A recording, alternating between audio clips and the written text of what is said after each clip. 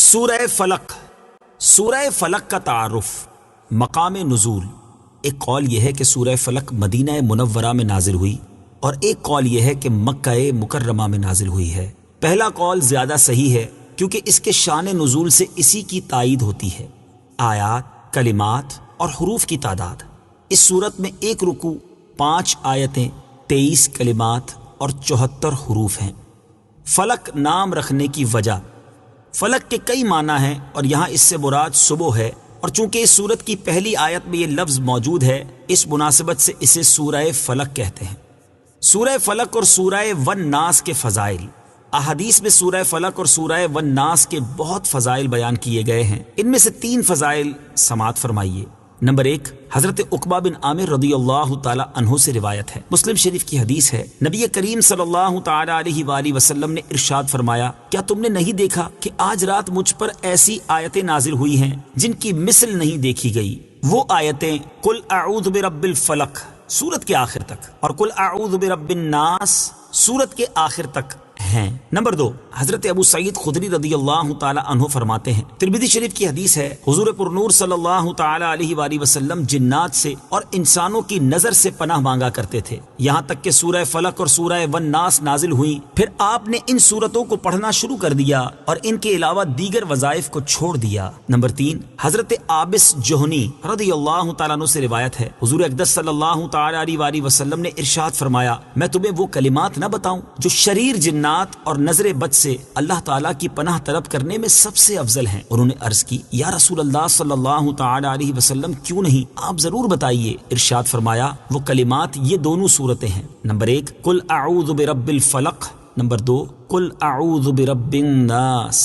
سورہ فلق اور سورۃ الناس کا شان نزول، یہ سورت اور سورۃ الناس جو اس کے بعد ہے اس وقت نازل ہوئی جبکہ لبید بن عاصم یہودی اور اس کی بیٹیوں نے حضور پرنور صلی اللہ تعالی علیہ وآلہ وسلم پر جادو کیا اور حضور اکرم صلی اللہ تعالی علیہ وسلم کے جسم مبارک اور ظاہری اعضاء پر اس کا اثر ہوا، البتہ دل، عقل اور اعتقاد پر کچھ اثر نہ ہوا۔ چند دنوں بعد حضرت جبریل علیہ السلام آئے اور انہوں نے عرض کی، ایک یہودی نے آپ صلی اللہ تعالی علیہ وآلہ وسلم پر جادو کیا ہے اور جادو کا جو کچھ سامان ہے وہ فلاں کنویں میں ایک پتھر کے نیچے دبایا ہوا ہے۔ رسول کریم صلی اللہ تعالی علیہ وآلہ وسلم نے حضرت علی المرتضیٰ کرم اللہ تعالی وجہہ الکریم کو بھیجا اور انہوں نے کنویں کا پانی نکالنے کے بعد پتھر اٹھایا تو اس کے نیچے سے کھجور کے درخت کے نرم حصے سے بنی ہوئی تھیلی برآمد ہوئی جس میں حضور اقدس صلی اللہ تعالی علیہ وسلم کے وہ منہ مبارک جو کنگھی سے برآمد ہوئے تھے اور نبی کریم صلی اللہ تعالی علیہ وآلہ وسلم کی کنگھی کے چند دندانے اور ایک ڈورا یا کمان کا چلہ جس میں 11 گرہیں لگی تھی اور ایک موم کا پتلا تھا جس میں 11 سوئیاں چبھی ہوئی تھیں، یہ سب سامان پتھر کے نیچے سے نکالا اور حضور پرنور صلی اللہ تعالی علیہ وآلہ وسلم کی خدمت میں حاضر کیا گیا۔ اللہ تعالیٰ نے یہ دونوں صورتیں نازل فرمائیں۔ ان دونوں صورتوں میں 11 آیتیں ہیں، 5 سورہ فلق میں اور 6 سورہ ناس میں۔ ہر ایک آیت کے پڑھنے کے ساتھ ایک ایک گرہ کھلتی جاتی تھی، یہاں تک کہ سب گرہیں کھل گئیں اور حضور پرنور صلی اللہ تعالی علیہ وسلم بالکل تندرست ہو گئے۔ تعویذات اور عملیات سے متعلق ایک شرعی مسئلہ، یہاں ایک مسئلہ ذہن نشین رکھیں کہ وہ تعویذ اور عملیات جن میں کفر یا شرک کا کوئی کلمہ نہ ہو جائز ہیں، خاص کر وہ عمل جو آیات قرآنیہ سے کیے جائیں یا احادیث میں وارد ہوئے ہوں۔ حدیث شریف میں ہے کہ حضرت اسماء بنت عمیس رضی اللہ تعالی عنہا نے عرض کی، یا رسول اللہ صلی اللہ تعالی علیہ وآلہ وسلم، جعفر کے بچوں کو جلد جلد نظر ہوتی ہے، کیا مجھے اجازت ہے کہ ان کے لیے عمل کروں؟ حضور پرنور صلی اللہ تعالی علیہ وسلم نے اجازت دی۔ سورہ فلق اور سورۃ الناس کے شان نزول سے حاصل ہونے والی معلومات، اس سورت اور اس کے شان نزول سے 4 باتیں معلوم ہوئیں۔ نمبر 1، جادو اور اس کی تاثیر حق ہے۔ نمبر 2، نبی کے جسم پر جادو کا اثر ہو سکتا ہے جیسے تلوار، تیر اور نیزے کا، یہ اثر شان نبوت کے خلاف نہیں، ہاں ایسا اثر نہیں ہو سکتا کہ جس سے نبوت کے متعلقہ امور میں خلل آئے۔ حضرت موسیٰ علیہ السلام کے مقابلے میں جادوگر بالآخر اس لیے فیل ہوئے کیونکہ وہاں جادو سے معجزے کا مقابلہ تھا، ورنہ حضرت موسیٰ علیہ السلام کے خیال پر بھی اس جادو نے اثر کیا کہ ان کو خیال ہوا کہ یہ لاٹھیاں رسیاں چل رہی ہیں، جیسا کہ قرآن پاک میں ہے، يُخَيَّلُ إِلَيْهِ مِن سِحْرِهِمْ أَنَّهَا تَسْعَىٰ۔ ترجمہ، ان کے جادو کے زور سے موسیٰ کے خیال میں یوں لگی کہ وہ دوڑ رہی ہیں، نبی کریم صلی اللہ تعالی علیہ وآلہ وسلم کے خیال پر بھی یہی اثر ہوا تھا۔ نمبر 3، جادو کو دور کرنے میں سورہ فلق اور سورہ ناس میں خصوصی تاثیر ہے۔ نمبر 4، جادو، ٹونا اور عملیات و اثرات اور بیماریوں کو ختم کرنے کے لیے قرآن پاک کی سورتوں اور آیتوں کو استعمال کیا جا سکتا ہے، جیسا کہ اوپر بیان ہوا، اور خود بخاری شریف میں سورہ فاتحہ کو اس مقصد کے لیے استعمال کرنے کا بیان موجود ہے۔ سورہ فلق کے مضامین۔ اس سورہ مبارکہ میں تمام مخلوق کے شر سے، رات کے اندھیرے کے شر سے، جادوگروں کے شر سے اور حسد کرنے والے کے شر سے اللہ تعالیٰ کی پناہ مانگنے کی تعلیم دی گئی ہے۔ سورہ اخلاص کے ساتھ مناسبت۔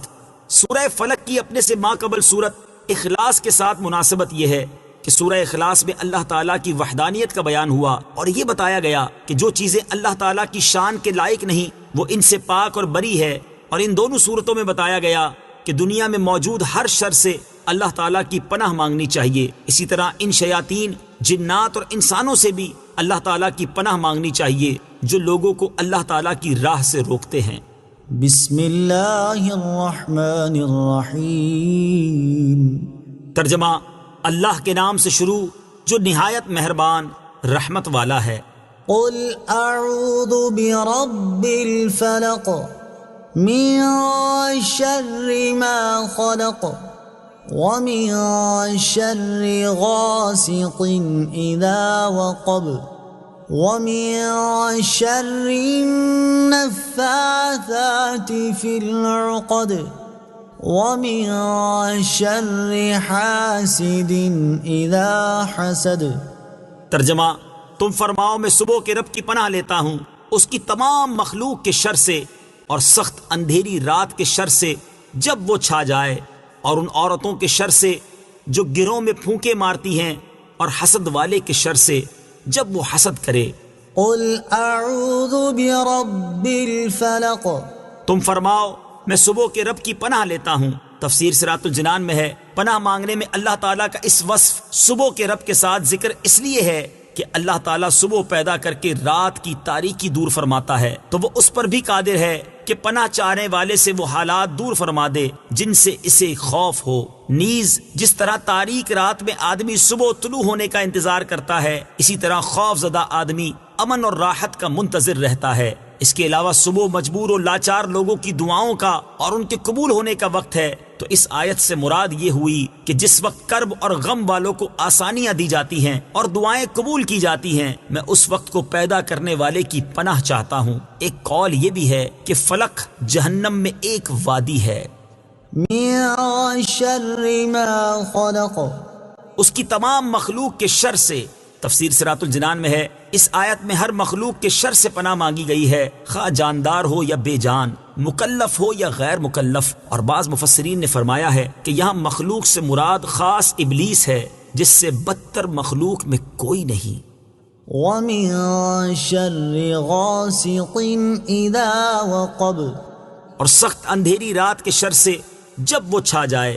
تفسیر صراط الجنان میں ہے، ام المومنین حضرت عائشہ رضی اللہ تعالی عنہا سے مروی ہے کہ رسول کریم صلی اللہ تعالی علیہ وآلہ وسلم نے چاند کی طرف نظر کر کے ان سے فرمایا، اے عائشہ رضی اللہ تعالی عنہا، اس کے شر سے اللہ تعالی کی پناہ، یہ جب ڈوب جائے تو اندھیرا ہو جاتا ہے۔ اس سے مراد مہینے کی آخری راتیں ہیں جب چاند چھپ جاتا ہے، تو جادو کے وہ عمل جو بیمار کرنے کے لیے ہیں اسی وقت میں کیے جاتے ہیں۔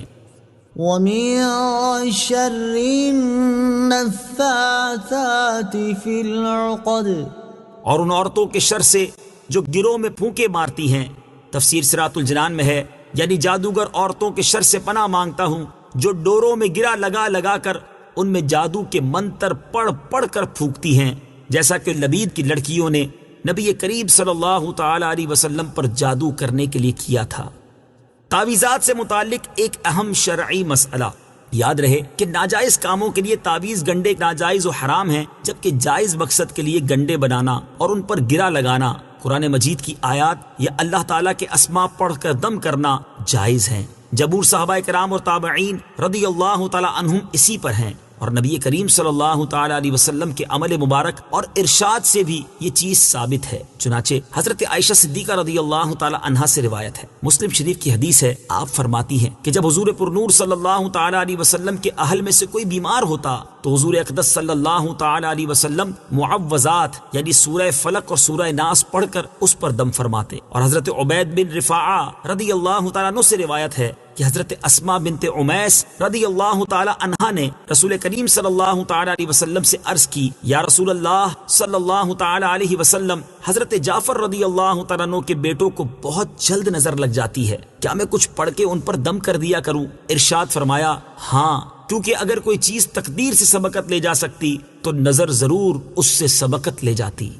وَمِن شَرِّ حَاسِدٍ إِذَا حَسَدَ، اور حسد والے کے شر سے جب وہ حسد کرے. تفسیر صراط الجنان میں ہے، حسد والا وہ ہے جو دوسرے کی نعمت چھن جانے کی تمنا کرے. یہاں حاسد سے بطور خاص یہودی مراد ہیں جو نبی کریم صلی اللہ تعالی علیہ وآلہ وسلم سے حسد کرتے تھے. یہ خاص لبید بن عاصم یہودی ہے.